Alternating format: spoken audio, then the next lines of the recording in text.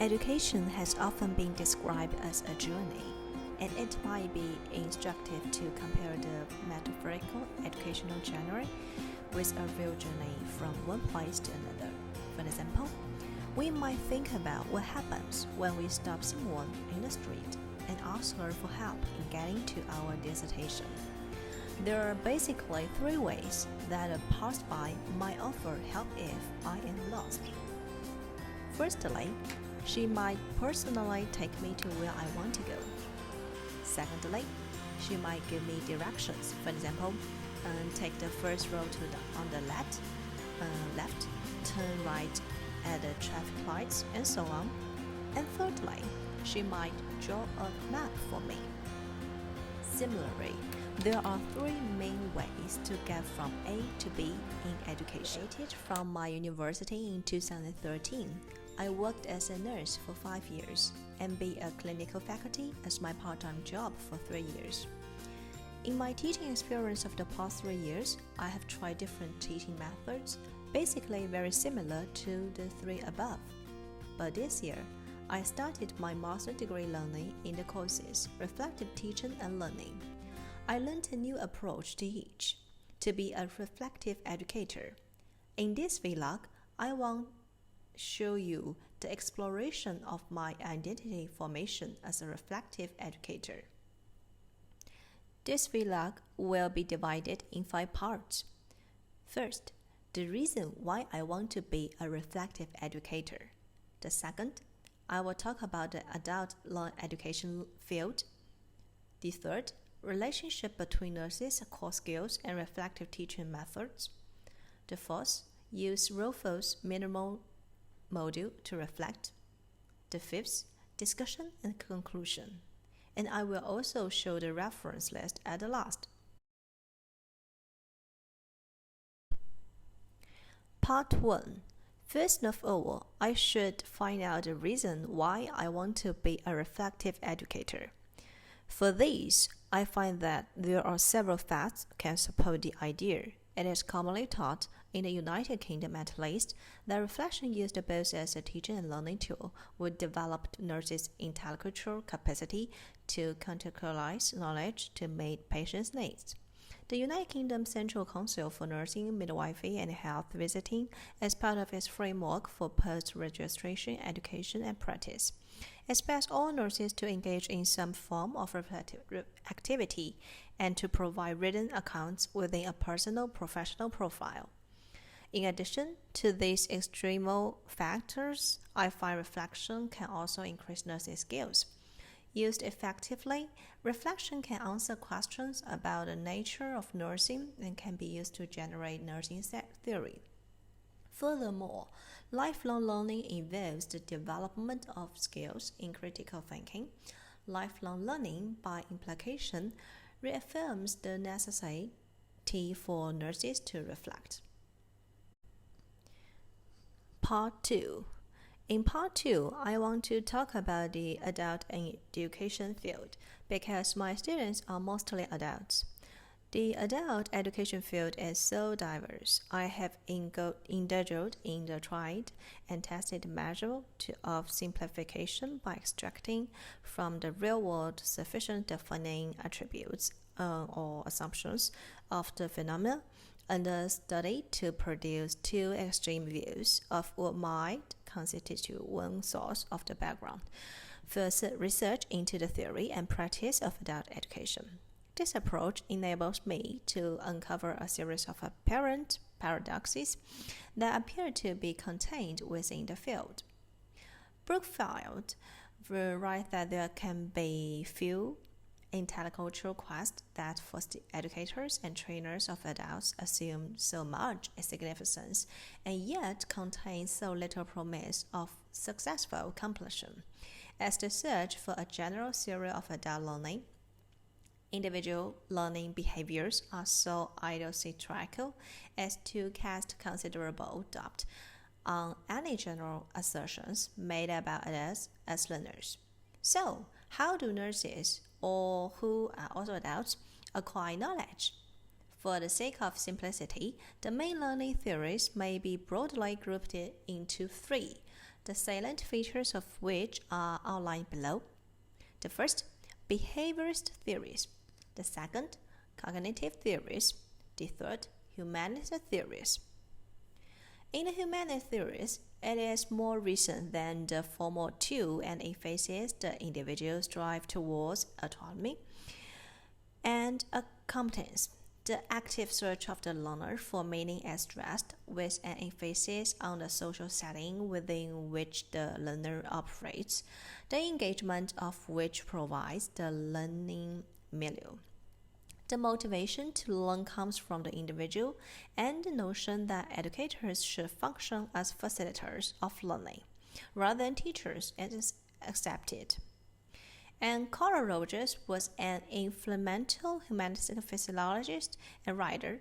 He believed that learning is brought about by a democratic and student-centered environment. Responsibilities for setting the direction and methods of learning rest as much with the learner as with the educator. Fundamental elements to the relationship are trust, mutuality, and purposeful interaction. Furthermore, in a small study, report a self-directed approach to evaluating learning needs, which they suggest can be applied in any clinical setting. Part 3. In this part, I want to talk about the relationship between nurses' core skills and reflective teaching methods. Like experienced nurses in my wards always said, nurses are inextricably bound to the context of caring. The concept of caring inherent in nursing does not always lend itself to quantitative analysis, though some believe that an academic science approach to developing nursing knowledge is the only way forward. The argument is that such an approach has a greater social value and academic status than any other, and that in the absence of science, research, and theory, nothing will be undervalued and will not be recognized as a profession. When questioned which knowledge nurses employ, it is not sufficient to rely on traditional technical rational science. Baha offers the premise that nursing is a complex body of professional knowledge, comprising skills, attitudes, and values, together with factual knowledge. In a similar paper, suggests a framework to calculate nursing knowledge, which is based upon the knowledge that nurses derive from the science and from artistry. 4 partners of knowing were established. As a result, the professional nurses was able to legitimize the domains of moral knowledge, in praxis, personal knowing, and ethics as being essential to being a nurse. Donna Sokon is the major contributor in describing the importance of reflection, both for deriving knowledge from practice and for education. In line with Banner's work, he recognized that being a competent nurse or an expert utilized an inherent artistry, which he conceptualized as knowing in action, which was something completely separate from that which was taught in skills of nursing. The acquired taught knowledge he termed technical rationality. The other types of knowledge or theory in action that he saw nurses relying on were their own generated theories about practice or theories in use, which governed the actual behaviors. These theories were acknowledged as having great value for professional practice. This theory was in direct opposition to the scientific approach nurse education had adopted. Reflective theory. Reflection, it was theorists facilitate the identification and development of one theories in use. Shaw made a temporal distinction between reflection in action and reflection on action. Will be the former process as the modification and development of ideas by utilizing a problem-solving approach during practice. The latter being a cognitive postmodern, looking back at past practice. This enables the practitioner to analyze hunches and associated theories in use. The identification of the contribution of each to the particular practice experience and to the actual outcome, or even to the united outcome, enables these motivating theories to be made explicit and then be analyzed critically. Note that what past says for reflection is often not, and calls for nurses to distinguish between real reflection and mulling over an event in an unpurposeful fashion. Synthesis, validation, and appropriation of knowledge are outcomes, as well as being integral to the reflective process. And I also wanted to talk about the teaching reflective skills. In order to encourage practitioners to reflect, writing, writing in various forms is largely advocated. For example, writing in a reflective diary about experiences, the aim of which is to help nurses clarify the knowledge underpinning their actions. Hallett discussed the role of the supervisor in learning through reflection, stating that it was found that they encouraged the students to think rationally in order to develop their own ideas about nursing practice. They also assisted the students to reflect in a number of ways by spending considerable periods of time with them, asking open-ended questions to facilitate reflection on an action, and developing a nutrition-safe environment in which the students could learn by adopting positive regard and emphatic understanding. The attestation is made that reflection is an important aspect of the process of critical thinking and synergisticity. Unless critical analysis is achieved, which reviews and links experience to the past or future, reflection will not occur. And Passon cites 4 factors which impact upon students' ability to reflect that she derives from nursing education research. First is the individual development level of reflection, followed by the individual's perception of the tutor's trustworthiness, the individual acceptance of journal writing, and finally, the quantity and the quality of feedback from the tutor. Part 4. In this part, I want to use one of the reflective model to reflect one teaching phenomenon I met. The model I want to use is the Rofus minimal model. This reflective model is probably amongst the simplest ones, as it is based on 3 questions only. However, this does not mean that the reflections should remain superficial, but should be as comprehensive as possible. First, it's about what, and my question is, it is difficult for students to apply the experience gained from reflection into practice, and I wanted to improve this. And the second part is, so what? I think in this part, I wanted to use some theories to help me. So I read several literature to find whether the reflection needs special skills. Does my students do not have these special skills, so they can't to transform?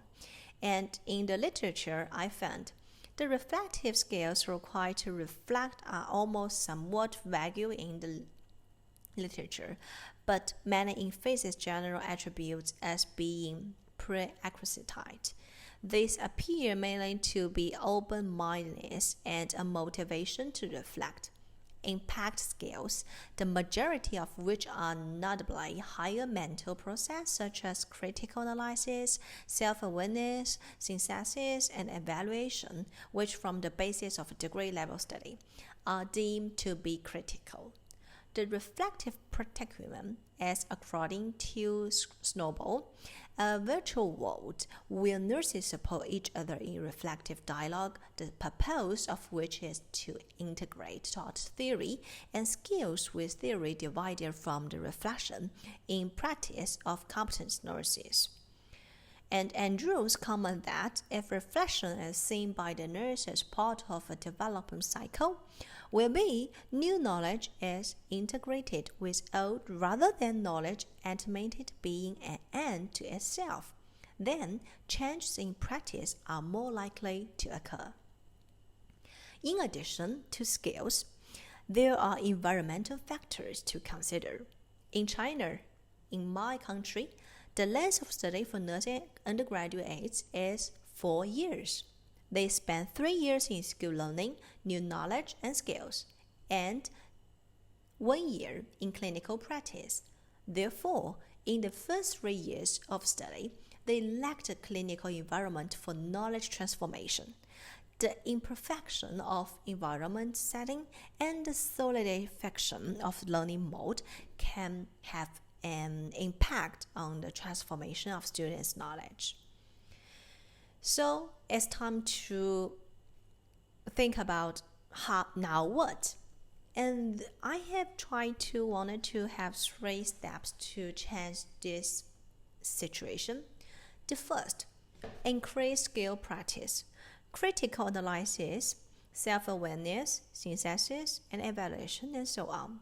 And the second, I wanted to increase students exposed to the clinical environment, maybe increase the time in every year. And the third, improve the teaching mode, add reflective practice to both knowledge learning and skill learning. I think that will be much better for the students to know not only on the books but also in the practice and about the skills. Okay, part 5. In this part, it is the discussion and conclusion part, and I wanted to say something in my heart. I think during the last 3 decades, nursing knowledge has been developed mostly applying the acceptable in practical methods of inquiry with the primary aim of establishing a systematic, generalized knowledge base for practice. In the recent years, however, this orientation has been modified by an increased interest in and acceptance of various interpretive methods, such as phenomenological, humanistic, and critical approaches to advanced nursing knowledge. And nursing practice is viewed as a rich source of new knowledge as practitioners are engaged in creating as well as modifying knowledge to respond to specific clinical situations. Using reflective methods to be a reflective educator will be good for cultivating students with reflective spirit. But some problems should also be mentioned.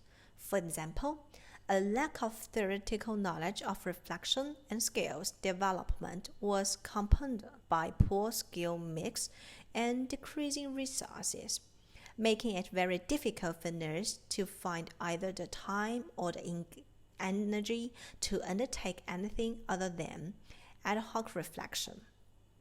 This view is acted by person. And another major difficulty cited is that reflection on action relies on the memory. And these authors know that uncertainties in the accuracy and recall of events, together with hindsight bias and the mediating effects of anxiety, can mean that sometimes people may not always do as they say they do.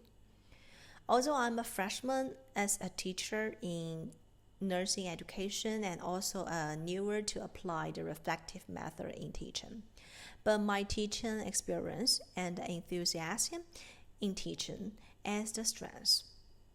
I will use them try to understand my students, create a safe environment for them to reflection, encourage them to explore in nursing. And here is the end of my presentation, but I think it is just a start for my reflection journey. Thank you for the time you spent, and I will show the reference list as below. Thank you very much for your time. Thanks.